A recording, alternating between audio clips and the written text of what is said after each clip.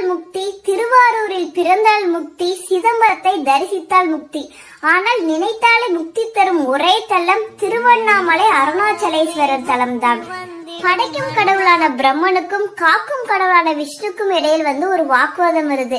நம்ம ரெண்டு பேர்த்துல யார் உயர்ந்தவங்க அப்படின்னு சொல்லிட்டு இவங்க ரெண்டு பேரும் என்ன பண்றாங்க, சிவபெருமான்கிட்ட போய் கேக்குறாங்க, எங்க ரெண்டு பேர்த்துல யார் உயர்ந்தவங்கன்னு சொல்லுங்க அப்படின்னு சொல்லிட்டு. அதுக்கு சிவபெருமான் ரெண்டு பேர்த்துக்கு ஒரு போட்டி வைக்கிறாரு. அது என்னன்னா, சிவபெருமான் ஜோதி வடிவமா தோன்றி என்னோட அடிமுடியை யார் ஃபர்ஸ்ட் பாத்துட்டு வரீங்களோ அவங்கதான் உயர்ந்தவங்க அப்படின்னு சொல்றாரு. விஷ்ணு பன்றி ரூபம் எடுத்து பூமிக்கு அடியில போறாரு சிவபெருமானோட அடிய பாக்குறதுக்காக. பிரம்மா அன்னப்பறவையாக மாறி வானத்துக்கு போறாரு முடிய பாக்குறதுக்கு.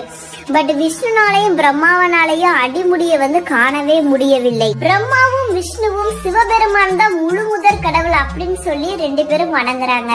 பின்பு சிவபெருமான் ஜோதி வடிவத்திலிருந்து ஒரு மலையாக மாறி காட்சி தந்தார். அதுதான் இப்ப இருக்க திருவண்ணாமலை.